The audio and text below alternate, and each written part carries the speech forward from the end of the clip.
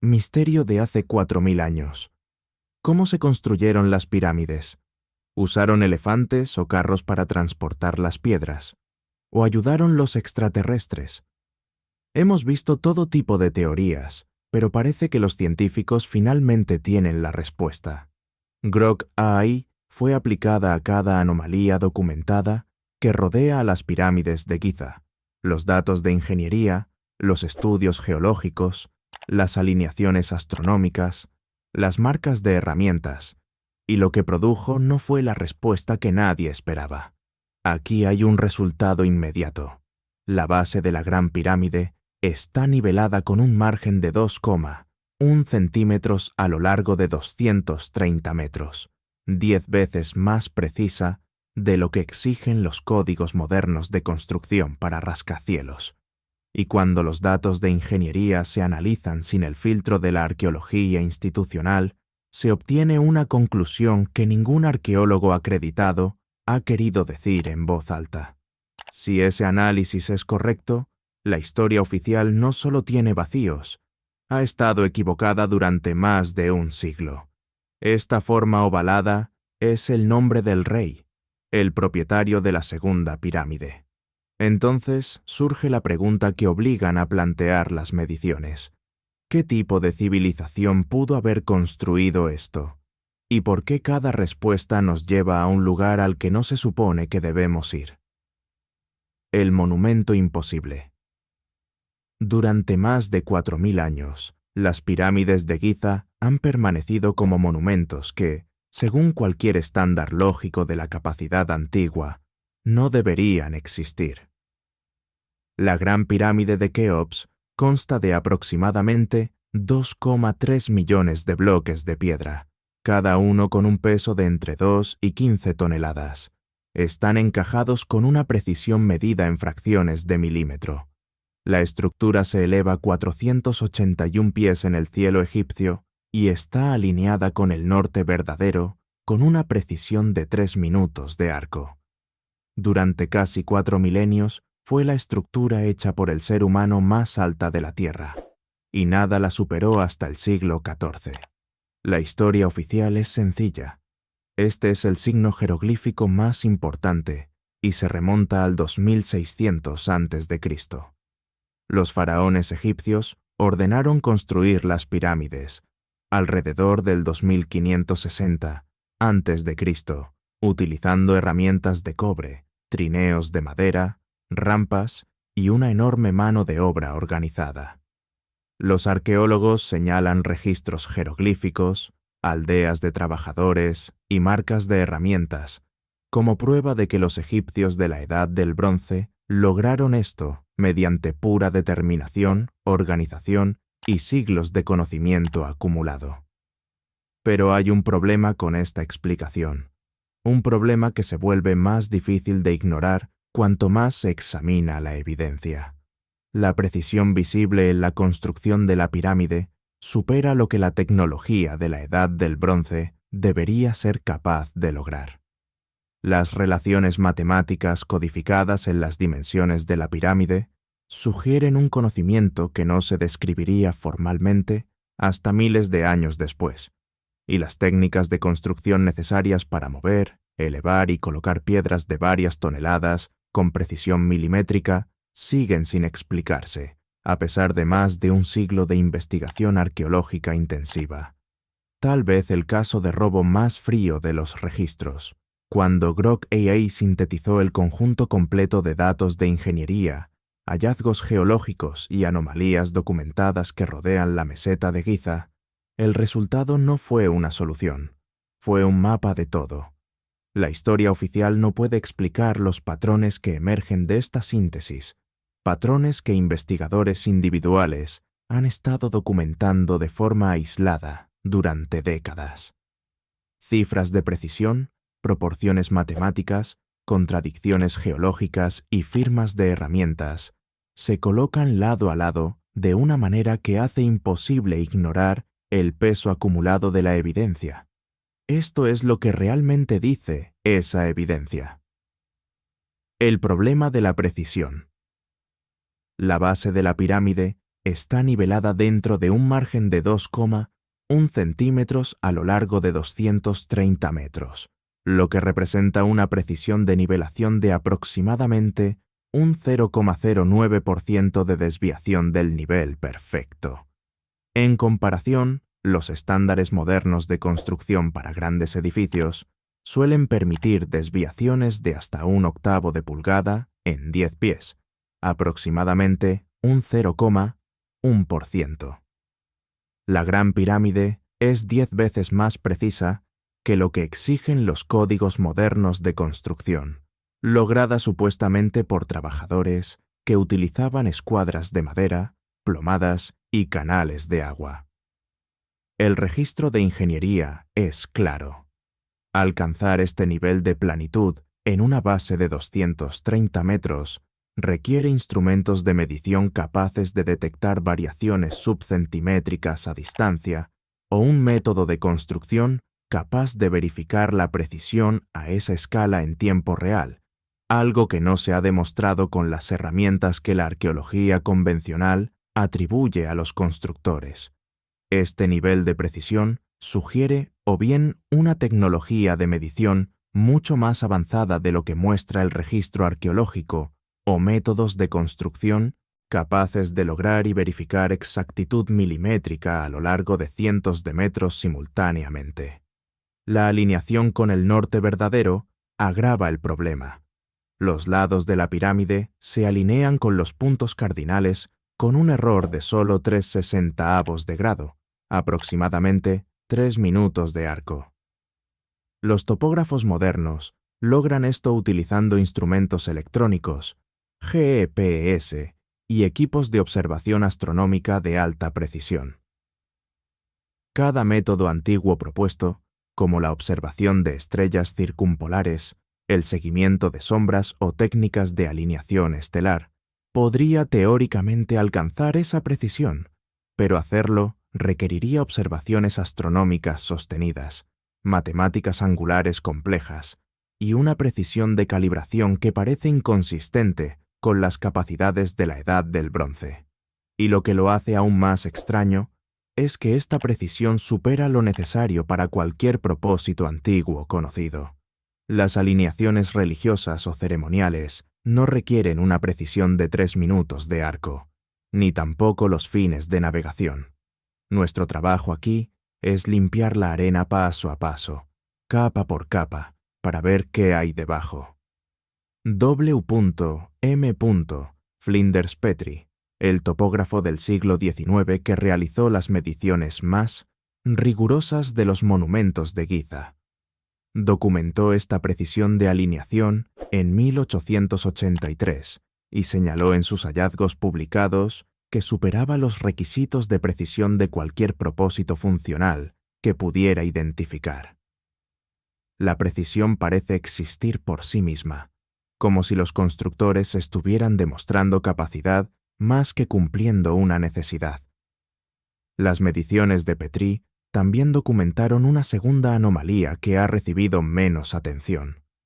Los 4 encajes de esquina, tallados en la roca madre, en la base de la pirámide, no están simplemente nivelados, están cortados para recibir las piedras angulares en ángulos específicos que mantienen la geometría de la base dentro de fracciones de grado en toda la superficie. Cortar 4 encajes en la roca madre, con tolerancias angulares de ese orden, utilizando solo herramientas manuales e inspección visual, representa un desafío de precisión que los ingenieros modernos abordarían con equipos guiados por láser. Los encajes están ahí, la precisión está documentada, la explicación de cómo se logró no lo está. Existe una tercera anomalía de precisión que pone aún más en tensión el modelo convencional. Los 4 lados de la base de la Gran Pirámide difieren entre sí en longitud como máximo en 4,4 centímetros a lo largo de tramos de aproximadamente 230 metros cada uno, una variación de menos de 2 centésimas de porcentaje. Lograr ese grado de consistencia dimensional en 4 lados, construidos de forma independiente, requiere no solo instrumentos de medición precisos, sino también una forma de referenciar los 4 lados a un punto común, mantenido durante años de construcción activa. La logística de mantener estable un punto de referencia subcentimétrico en un sitio lleno de trabajadores, trineos y piedra suelta con instrumentación de la Edad del Bronce nunca ha sido explicada en ninguna reconstrucción del proceso de construcción. Las matemáticas codificadas en la piedra, la proporción entre el perímetro de la Gran Pirámide y su altura aproxima el valor de 2π con una precisión de hasta un 0,05%. La arqueología convencional argumenta que esto es accidental, que los antiguos egipcios medían usando codos derivados de proporciones del cuerpo humano, y que la relación con pi surgió como un subproducto no intencionado del método de construcción. Esa objeción merece ser considerada al menos una vez, pero pi no es la única constante matemática avanzada presente en la geometría de la estructura. Las dimensiones de la pirámide codifican la proporción áurea phi en las relaciones entre la altura, la longitud de la base y el ángulo de inclinación. La proporción áurea no sería descrita formalmente en la literatura matemática hasta la erudición griega, más de 2000 años después de la supuesta fecha de construcción de la pirámide. Más allá de la relación de la pendiente, phi aparece en al menos 7 proporciones dimensionales independientes dentro de la estructura, 7 apariciones independientes del mismo número irracional en una estructura supuestamente construida por ensayo y error. La explicación de la coincidencia se vuelve cada vez más difícil de sostener cuantas más veces se invoca. La relación 43.200 es la afirmación más llamativa en el registro documentado. La altura de la pirámide, multiplicada por 43.200, aproxima el radio polar de la Tierra con una precisión de una fracción de porcentaje, y el perímetro de la base multiplicado por 43.200 aproxima la circunferencia ecuatorial de la Tierra con el mismo margen. El número 43.200 es exactamente el número de segundos en 12 horas. Estas dos relaciones, una para el eje polar y otra para el cinturón ecuatorial, están codificadas en la misma estructura utilizando el mismo multiplicador, que además es una división precisa de la rotación diaria de la Tierra. Investigadores como John Anthony West y Graham Hancock han documentado estas relaciones en trabajos publicados y han argumentado que su presencia simultánea en una sola estructura no puede atribuirse razonablemente al azar. Se acepte o no esa conclusión, las mediciones en sí no están en disputa, lo que se discute es su implicación. Si estas relaciones son intencionales, si quienes diseñaron la Gran Pirámide conocían el radio polar de la Tierra, su circunferencia ecuatorial y la división de la rotación terrestre en segundos, entonces poseían una comprensión científica del planeta que, según la cronología aceptada del desarrollo matemático, no debería haber existido. La pregunta que surge no es cómoda. ¿De dónde provino ese conocimiento? ¿Y por qué fue codificado en piedra en lugar de en un texto que pudiera leerse? Una respuesta que se ha propuesto, y que la evidencia no descarta, es que un texto puede ser destruido, la piedra no. Un monumento construido para sobrevivir milenios, que codifica las dimensiones precisas del planeta en el que se encuentra, es o la coincidencia más elaborada en la historia de la construcción humana, o es un mensaje. La pregunta de quién lo envió y por qué sigue sin poder ser respondida por la historia oficial. La imposibilidad de la construcción. Las piedras de revestimiento que una vez cubrieron todo el exterior de la Gran Pirámide estaban colocadas con juntas promedio de menos de medio milímetro. No se trata de piedras interiores ocultas, sino de superficies exteriores terminadas con una tolerancia que los canteros modernos, trabajando con sierras de punta de diamante y niveles láser, consideran difícil de lograr de manera rutinaria. Las piedras son de caliza, no un material blando, y fueron talladas y colocadas a gran escala, miles de ellas a lo largo de una estructura que cubre aproximadamente 13 acres. El ingeniero y maquinista Christopher Dunn documentó la precisión del ajuste de estas piedras en su investigación publicada y señaló que lograr juntas de medio milímetro en piedra requiere herramientas de medición capaces de detectar variaciones submilimétricas en las superficies de contacto o un proceso de ajuste por ensayo y error con ciclos repetidos, de corte, prueba y ajuste. Dado el volumen de piedras involucradas, el modelo de ensayo y error colapsa dentro del tiempo de construcción propuesto. Cronograma de construcción. Las matemáticas no cuadran. Los bloques de granito en la cámara del rey y en las cámaras de descarga situadas encima presentan un problema distinto y más complejo.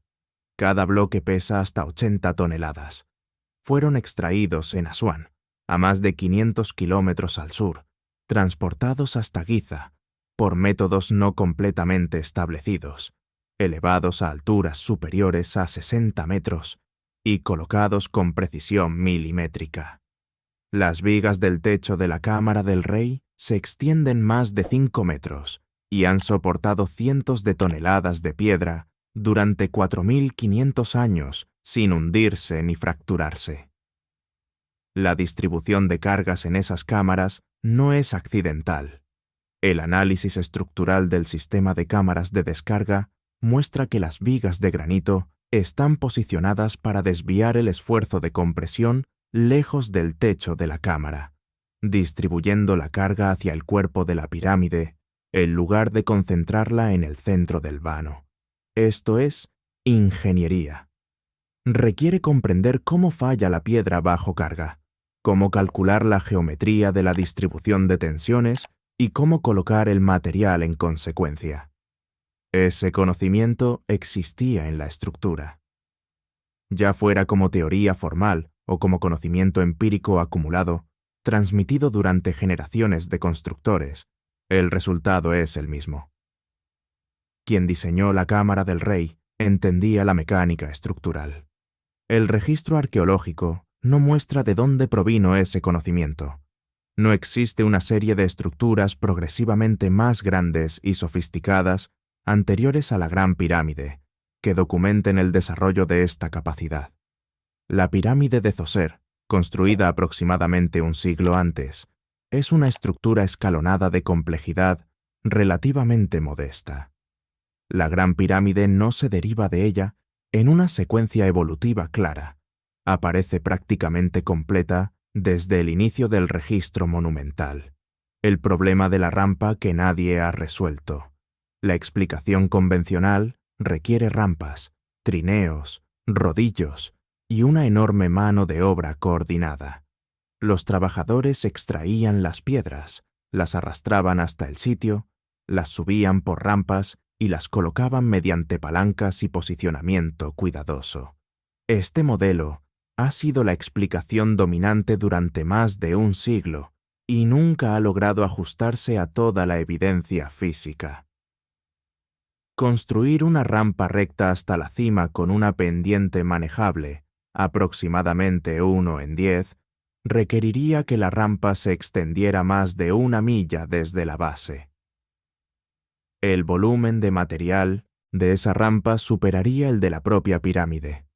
Una rampa en espiral alrededor del exterior dejaría evidencias en la mampostería en cada nivel donde se apoyara, y esas evidencias no están presentes. Se han propuesto rampas internas, pero no explican cómo se colocaron las capas superiores, ni cómo se retiró el material de la rampa desde el interior de una estructura casi terminada, sin dañar el revestimiento final. El problema del tiempo nunca ha sido resuelto de forma satisfactoria. El periodo de 20 años descrito por fuentes antiguas exige colocar aproximadamente 300 bloques por día todos los días, durante 2 décadas.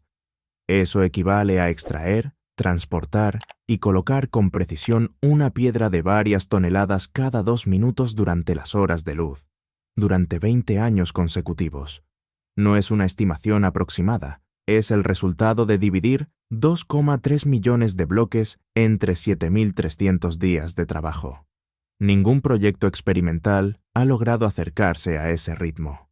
Los intentos de replicar métodos egipcios han demostrado que el proceso se ralentiza drásticamente cuando aumenta la precisión, y la pirámide requería ambas cosas al mismo tiempo. Marcas de herramientas que no coinciden con las herramientas. El análisis de Christopher Dunn sobre las marcas en superficies de granito es uno de los desafíos más técnicos al modelo convencional.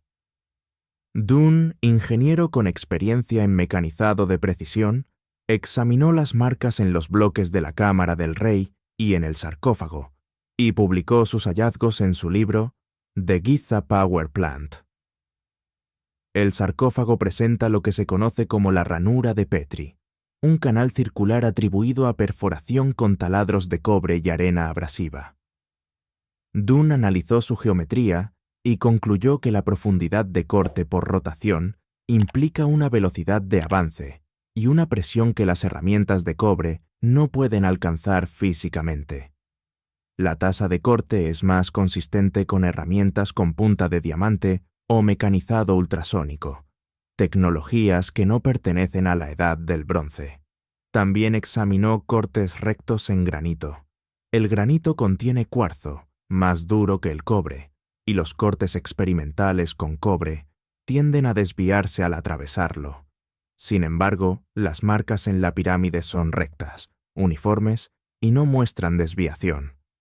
Algunas piedras sí presentan marcas compatibles con herramientas de cobre, por lo que ambas evidencias coexisten en la misma estructura. La explicación convencional solo cubre una parte, un monumento más antiguo que Egipto. Cuando el geólogo Robert Schoch analizó los patrones de erosión de la Esfinge en los años 90, identificó algo que sigue siendo debatido. Las paredes del recinto muestran canales verticales profundos, característicos de erosión por lluvias intensas. Este patrón no corresponde a la erosión por viento y arena, dominante en Giza durante milenios. Schoch, geólogo de la Universidad de Boston, presentó su análisis en 1992 ante la Geological Society of America. Concluyó que la erosión observada requeriría miles de años de lluvias significativas, situando la construcción del recinto en un periodo climático más húmedo, anterior al marco cronológico aceptado para el Egipto antiguo. Su estimación sitúa la construcción entre 7000 y 9000 a.C., basándose únicamente en la erosión. La respuesta convencional ha sido que la interpretación es controvertida, pero el debate sigue abierto. Los patrones de erosión pueden explicarse por eventos de inundación poco frecuentes, por agua subterránea o por el viento actuando sobre capas de caliza más blanda. Schoch ha respondido a cada una de estas objeciones en publicaciones posteriores. La explicación de inundaciones requiere eventos de una magnitud que no está registrada en ningún archivo geológico o histórico de Egipto. La explicación del agua subterránea no justifica los mismos patrones de erosión en las partes superiores de los muros del recinto, por encima de cualquier nivel freático plausible. La objeción de la caliza blanda falla porque la misma caliza está presente en toda la meseta de Giza y las estructuras claramente datadas del período dinástico, construidas con ese mismo material, muestran erosión horizontal por viento, no los canales verticales visibles en el recinto de la Esfinge. Si Schoch tiene razón, la Esfinge es aproximadamente el doble de antigua de lo que afirma la cronología convencional. Fue tallada antes de que el Egipto dinástico existiera como entidad política o cultural. ¿Quién construyó las pirámides? La respuesta honesta es que no lo sabemos con certeza. Lo que sí sabemos es que quienes las construyeron poseían conocimientos y capacidades que la explicación convencional no logra justificar. La prueba está en la piedra, y siempre ha estado ahí.